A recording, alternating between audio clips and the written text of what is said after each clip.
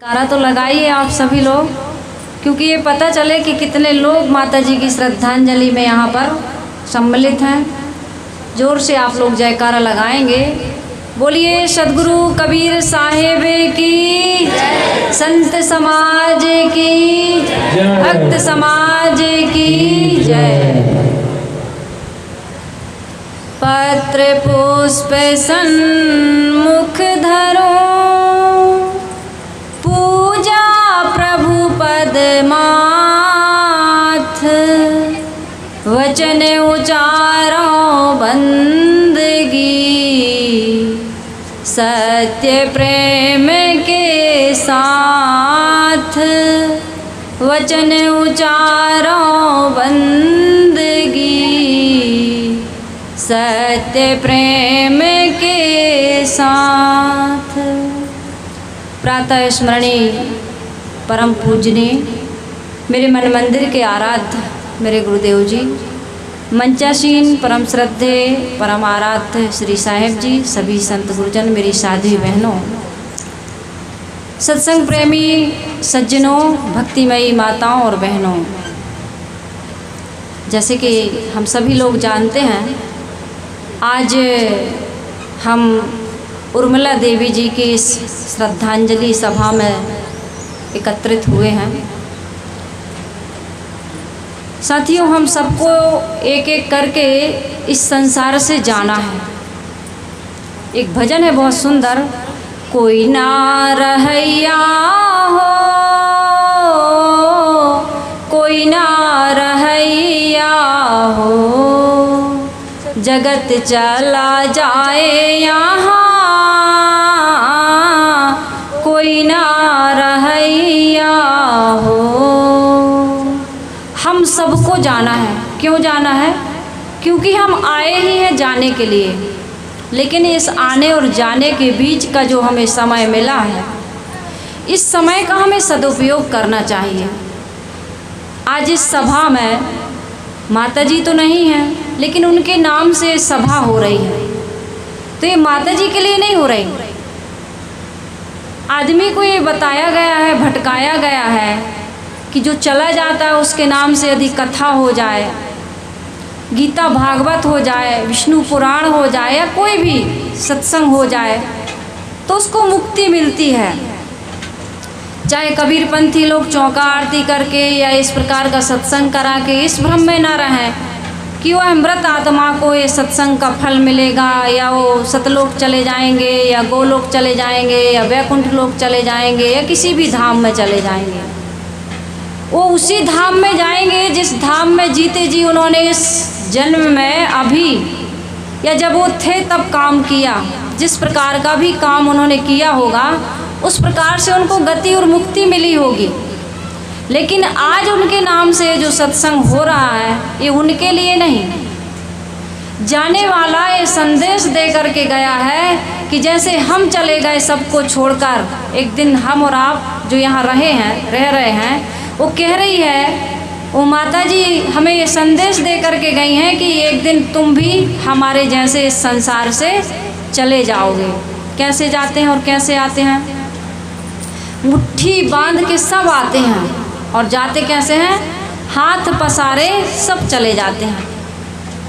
कुछ लेकर के नहीं आते भौतिक रूप से, और लेकर के भी नहीं जाते। न लेकर के आए हैं और न लेकर के जाएंगे। लेकिन यदि अध्यात्म की दृष्टि से देखा जाए तो हम पूरी उम्र लेकर के आते हैं, अपना प्रारब्ध लेकर के आते हैं, पुरुषार्थ लेकर के आते हैं। उसके अनुसार जीवन में इस जन्म और मृत्यु के बीच का जो समय मिला है, हम कुछ कर्म करते हैं। तुलसी यह तन खेत है, मन वच कर्म किसान, बुवे सो पाप पुण्य दोई बीज हैं, बुवे सो लोए निदान। एक गोस्वामी जी कहते हैं, तुलसी यह तन खेत है।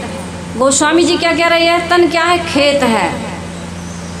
तुलसी यह तन खेत है, मन वच कर्म किसान। हमारा जो मन है, वाणी है, कर्म है, इससे हम क्या करते हैं? कर्म करते हैं। अच्छा करें तो अच्छा फल मिलेगा और बुरा करें तो बुरा मिलेगा। कर भला तो हो भला, कोई न काहू सुख दुख कर दाता, और निज कृत कर्म भोग सुनु भ्राता। ये पिता, ये पुत्र, ये नाते, ये रिश्ते, ये जितने भी संबंध हैं ये यहीं तक हैं। कबीर साहिब जी का बहुत सुंदर भजन, मन फूला फूला फिरे जगत में कैसा नाता रे। साहिब कहते हैं हमारा मन बड़ा फूला फूला फिरता है, माता हमारी है, पुत्र हमारा है, पत्नी हमारी है, पति हमारा है, ये हमारा है, वो हमारा है, लेकिन कोई हमारा नहीं है। हमारा कर्म ही हमारा है। कर्म हमारे अच्छे हैं तो किस्मत हमारी दासी है, और कर्म हमारे यदि बिगड़ गए तो गले में यम की फांसी है। कर्म धर्म दोनों बिगड़ जाएंगे। हम स्वतंत्र हैं कर्म करने में, और यदि हमने उनको ही बिगाड़ लिया तो हमारे पास फिर बचा क्या। इसलिए जाने वाला ये संदेश दे रहा है कि कुछ भी साथ में नहीं जाता है, हमारे शुभाशुभ कर्म ही हमारा साथ देते हैं। ये स्वर्ग और नर्क हमें कैसे मिलता है?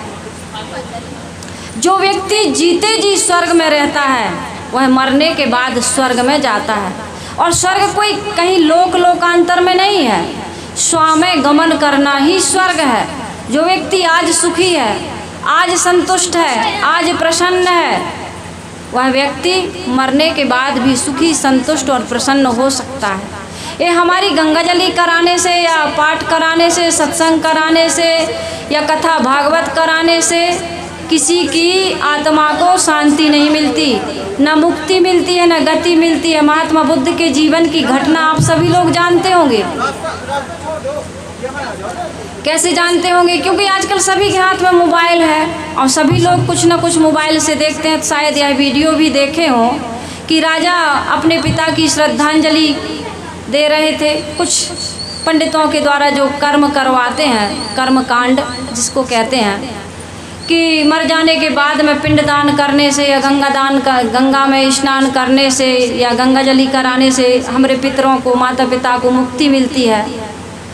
तो महात्मा बुद्ध से पूछा गया कि भगवान क्या ये संभव है कि गई हुई मृत आत्मा को यदि हम यहाँ कोई भी दान पुण्य या कोई भी कथा भागवत या गंगाजली वगैरह या पिंडदान करवाते हैं, या अभी पितृपक्ष में जो घर घर अपने पूर्वजों को जो भोग लगाते हैं, भोजन कराते हैं, क्या उनको मिलता है? महात्मा बुद्ध ने कहा इसका उत्तर कल देंगे। कल ऐसा करिए, आप मिट्टी के 2 घड़ों में, एक में घी और एक में पत्थर भरकर इस नदी के पास लाइए। इसका समाधान प्रैक्टिकल में करूँगा मैं। राजा के आदेश से सब सामग्री आई, सबके बीच में सभी पूरी जनता वहाँ थी। महात्मा बुद्ध ने कहा कि नदी की बीच धारा में ले चलिए और इन दोनों मटकों को फोड़ दीजिए एक डंडा से। दोनों मटकों को फोड़ा गया तो पत्थर नीचे बैठ गए और घी ऊपर तैरने लगा। महात्मा बुद्ध ने कहा किसी मंत्र से या किसी भी पूजा के विधि विधान से, किसी भी प्रकार से क्या इस तैरते हुए घी को नीचे बैठाया जा सकता है? सब पंडित लोग भी थे, सभी लोग थे वहाँ, पूरी जनता थी, राजा भी थे। कहा यह तो संभव नहीं है, प्रकृति के नियम को हम बदल नहीं सकते हैं। किसी मंत्र से, पूजा पाठ से, किसी भी जप से, तप से, किसी भी कर्म कांड से जल में तैरते हुए घी को हम नीचे नहीं बैठा सकते। कहा ये जो नीचे बैठे हुए पत्थर हैं इनको तैरा सकते हो? कहा यह भी संभव नहीं है। महात्मा बुद्ध ने कहा राजन, जीवन भी हमारा इसी तरह है। हम चाहें तो ऊपर उठा लें और हम चाहें तो पशु से भी बदतर जीवन, कृमि कीट आदि से भी निम्न श्रेणी का जीवन मनुष्य आज जी रहा है। न माता को माता समझता है, न पिता को पिता समझता है, न भाई को भाई समझता है। आज नारियों का जो अपमान हो रहा है, संबंधों की जो धज्जियाँ उड़ रही हैं, संवेदनाओं का जो उपहास हो रहा है, आज आदमी कितना सिमटता जा रहा है, कितना स्वार्थी हो जा रहा है। ये तो गांव देहात में कुछ संस्कारी परिवारों में जहाँ संत आते हैं, जहाँ संत की वाणी पढ़ी जाती है, सुनी जाती है, जीवन में आचरित की जाती है, वहाँ की बात छोड़ दीजिए। लेकिन जो पाश्चात्य सभ्यता को अपना रहे हैं, जहाँ पर इस प्रकार का कोई वातावरण नहीं है, जिस घर में माता पिता का कोई आदर नहीं है, सम्मान नहीं है, सत्कार नहीं है, बड़े बूढ़ों की कोई इज्जत नहीं है, संत महात्माओं के पास न कभी जाते हैं न उन्हें बुलाते हैं, उन घरों की दुर्दशा देखिए। उस घर में कबीर साहिब जी कहते हैं ऐसा लगता है कि जीते जी शमशान बसा हुआ है वहाँ, क्योंकि एक दूसरे के साथ न बैठते हैं न बात करते हैं। आज हमारा भारत देश विदेश बन गया, इंग्लैंड और लंदन बन गया। आज आप ट्रेनों में देखिए, बसों में देखिए, कहीं भी जाइए, एक प्रकार से अच्छा भी है, कोई किसी को देखता नहीं, बोलता नहीं, सब अपने अपनी गर्दन नीचे किए मोबाइल में सिर गड़ा करके बैठे हैं। तो अच्छा है, किसी को ताकते नहीं, देखते नहीं, गलत दृष्टि से किसी को देखना, ये भी बहुत शिकार थी लड़कियां, महिला जाति। तो आज आदमी के पास ऐसा संसाधन दे दिया है विज्ञान ने कि किसी की तरफ देखने की ज़रूरत ही नहीं है, हर व्यक्ति मोबाइल लेके बैठा है। लेकिन इसका एक बहुत दुष्परिणाम भी है कि आदमी दूसरे घर में ही बैठ करके, एक ही परिवार में रह करके एक दूसरों से बातचीत नहीं हो पाती। आज बच्चों को खेलने के लिए, छोटे छोटे बच्चों को मोबाइल दिया जा रहा है। अब बच्चे अभी से मोबाइल देखेंगे, मोबाइल की जो लाइट उसके चेहरे पर पड़ती है, आँखों पर पड़ती है, या उसके जो गंदे गंदे दृश्य या सीन या जो गाना है, जो ध्वनि है, वो बच्चे के कानों पर पड़ती है, उसके मनोमस्तिष्क पर कैसा प्रभाव डालती है, इस बात पर आज हमें विचार बिल्कुल भी नहीं आ रहा। तो मैं ये कह रही थी, माता जी की श्रद्धांजलि सभा से हमें ज्ञान प्राप्त करना है कि एक दिन हम सबको इस संसार से चले जाना है, और जाने के पहले क्या करना है, ऐसा जीवन जीना है जो स्वर्गमय हो, सुखमय हो, शांतिमय हो, संतुष्टि से भरा हो, निर्मलता और प्रसन्नता से ओतप्रोत हो। और ये हमारे जीवन में आज संभव है, आज हम कर सकते हैं। यदि आज हम ऐसा जीवन नहीं जी पा रहे हैं तो मरने के बाद किसी के द्वारा ये जीवन हमें उपलब्ध नहीं हो सकता है। आज मुझे एक विचार आया, हम लोग जितना जीवन जीत चुके हैं, आप सभी लोग भी विचार करना, जो ज़्यादा उम्र के लोग हो गए हैं, 50 से ऊपर या आसपास के हैं, उनके जीवन में यदि वो और हम सभी लोग झांक कर के देखें तो रिजल्ट यही आएगा कि जितने भी काम हमने किए हैं, जितने भी अच्छे या बुरे, यदि प्रकृति के द्वारा या जिसको आप मानते हैं उसके द्वारा हमको आपको यदि फिर से वो जीवन जीने को मिल जाए तो 95% ऐसे काम हम कर चुके हैं, चाहे मकान बनाने का हो, चाहे हमारे किसी प्रकार की आदत हो, स्वभाव हो, व्यवहार हो, आचरण हो, उसको हम बिल्कुल करना नहीं चाहेंगे। विचार करके देखना, हम इतनी गलतियां कर चुके हैं, इतने जीवन में अनावश्यक कार्य कर चुके हैं, मन से, विचारों से, आचरण से इतने भटक चुके हैं, इतना हम अपराध कर चुके हैं अपने अपने साथ कि ऐसा लगता है कि शायद फिर से जीवन मिलता तो मैं इस प्रकार का घर ना बनाता, इस प्रकार का संबंध ना बनाता, इस प्रकार का नशा ना करता, इस प्रकार का किसी के साथ लड़ाई झगड़ा ना करता, इस प्रकार से इसको कोई उलाहना ना देता। कई ऐसी बातें हैं जीवन में जिनको लेकर के हमें ऐसा लगता है फिर से वो जीवन मिला होता तो ऐसी गलती हम ना करते, बहुत बढ़िया से जीवन जीते, बहुत अच्छा जीवन हम अपना बनाते। इसलिए इस श्रद्धांजलि सभा में हमें समझना है, विचार करना है कि उर्मिला देवी जी तो इस संसार से चली गई, उनका जैसा भी शुभ कर्म रहा होगा, इस परिवार को उन्होंने जो भी सुसंस्कार दिए हैं उसका ही आज प्रभाव है कि यहाँ इस घर के लोग इतना बढ़िया, इनके घर में जो नैनसी नाम की, नैनसी नाम है ना घर की बिटिया का, भजन गाती हैं सदगुरु कबीर साहिब जी के भजन। मैंने रीवा के कबीर जयंती कार्यक्रम में सुना, उनके पिताजी की भावना संतों को बुला कर के सत्संग करवाए, गुरु दीक्षित है, वो गुरुमुखी है, संतों को बुलाए हैं, इतना बढ़िया सबको सत्संग का लाभ दिला रहे हैं। तो मैं ये कह रही थी, इस श्रद्धांजलि सभा से उनके, उन माताजी के संस्कार, आज हमें अपने जीवन में भी कुछ ऐसे संस्कार बना कर के, जो बीत गया वो तो बीत गया, लेकिन आने वाले समय को हम ऐसा सुंदर बनाएंगे सेवा के द्वारा, स्वाध्याय के द्वारा, साधना के द्वारा, संयम के द्वारा, सत्संग गुरु भक्ति के द्वारा, सत्कर्मों के द्वारा, भलाई परोपकार के द्वारा, कि ये जीवन का एक भी क्षण निरर्थक ना जाने पाए और आने वाले समय में हमें ये पश्चाताप ना हो कि जीवन में जो करके आए हैं और फिर हमको पछताना पड़े कि हमें जो जीवन मिला था हमने धोखे में बीत गई, धोखे में खो दई उमरिया रे, मन राम राम बोलो। हमारे तरफ का एक भजन है, धोखे में ना खो जाए, क्योंकि धोखा में आदमी जब खो देता है एक हारे हुए जुआड़ी की तरह हम सारे जीवन को बर्बाद करके चले जाएंगे। अंत में होने ही वाला नहीं। मैंने पहले कहा कि किसी की शांति सभा से हमको शांति मिल जाए, 2 मिनट के मौन से हमको शांति मिल जाए, या गंगा जली कराने से हमको कोई मुक्ति मिल जाए, या कथा भागवत में जैसे कहते हैं धुंधकारी की आत्मा प्रेत बन गई थी और भागवत कथा के श्रवण से उस प्रेत आत्मा को मुक्ति मिल गई। ये तो कथाओं में इसलिए लिखा गया कि हमारी कथा आप सुन सकें। क्यों, यदि ऐसा न लिखा जाता तो कौन कथा करवाता। वो कथा मरने के बाद नहीं, वो कथा हमारे जीवन में जीते जी सुनना चाहिए, जिससे जीवन की सारी व्यथा समाप्त हो जाए।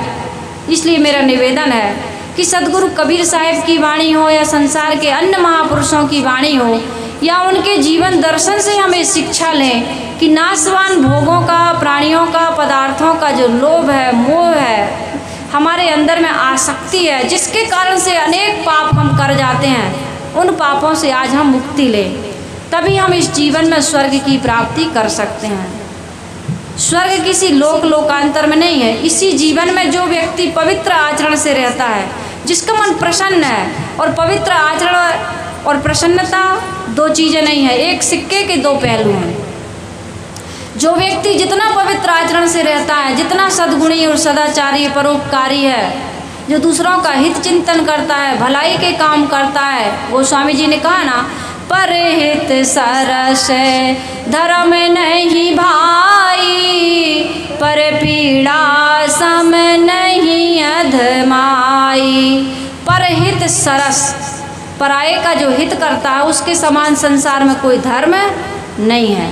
ये कथा सत्संग तो हमें ये मार्गदर्शन दिलाते हैं। ये कोई इससे हमारा धर्म नहीं बनता है। धर्म कब बनता है कि सत्संग से जो हमने सुना, जीवन में जो शिक्षा मिली, जो मार्गदर्शन मिला, उसका जीवन में हम प्रयोग करने लगे। केवल थ्योरी से हमारा काम नहीं होता। उस थ्योरी को जब तक प्रैक्टिकल में नहीं लाएंगे, प्रयोग में नहीं लाएंगे, कथा खूब सुनते हैं लेकिन जीवन में परिवर्तन नहीं हो रहा। तम्बाकू खाते थे तो खाते हैं, माँ से लड़ाई झगड़ा, पिता का अपमान करते थे, कर ही रहे हैं, भाई का हक छीनते थे, वो छीन ही रहे। मुकदमा आज भी चल रहा है, घर में देवरानी जेठानी का, सास बहू का आपस में मधुर संवाद नहीं हो रहा, लड़ाई झगड़ा हो रहा। तो कथा सत्संग से पाप नहीं कटता है। कथा सत्संग तो हमको मार्गदर्शन देता है कि भाई ये काम करो और ये काम ना करो। तो जो व्यक्ति ऐसी बातें सुनता है और जीवन में उपयोग करता है, उसका जीवन सुंदर बनता है। तो इस सभा से, इस सत्संग से, संतों के दर्शन से, उनके आशीर्वचनों से हमें अपने जीवन में परिवर्तन करना है और मुक्ति या शांति या स्वर्ग की प्राप्ति हमारी मुट्ठी में है। हम उसको प्राप्त कर सकते हैं और बाहर से नहीं पाना है। ईश्वर ब्रह्म परमात्मा हो या सुख शांति हो या मोक्ष केवल निर्वाण हो, कल्याण हो, ये हमारे अंदर ही है। हमारा स्वरूप ही ऐसा, हम शांत स्वरूप हैं, मुक्त स्वरूप हैं, अमर स्वरूप हैं, लेकिन हम उसको पहचानते नहीं, वैसा जीवन जीते नहीं, ऐसे लोगों से मिलते नहीं, ऐसे लोगों से मिलकर के हमारा जीवन प्रभावित नहीं हो रहा है, कोई परिवर्तन नहीं हो रहा है। इस कारण से जीवन में नरक मचा हुआ है। तो हम अपने जीवन को सुंदर बनाएं, निर्मल बनाएं, पवित्र बनाएं। ऐसी शुभकामना और इसी वचनों के साथ मैं उर्मिला देवी जी को, उनके पूरे परिवार को सांत्वना देते हुए भावभीनी श्रद्धांजलि समर्पित करती हूँ। इस शोकाकुल परिवार को सद्गुरु संतों के द्वारा सद्बुद्धि मिले और वो सत्कर्म करते हुए अपने जीवन को निर्मल पवित्र बनाएं और समाज के लिए एक बहुत सुंदर प्रेरणा दें। इन्हीं शुभ आशीर्वाद और शुभकामनाओं के साथ मैं संत गुरुजनों के चरणों में विनम्र त्रिवार साहिब बंदगी करते हुए अपनी वाणी को विराम देती हूँ। बोलिए सद्गुरुदेव की जय।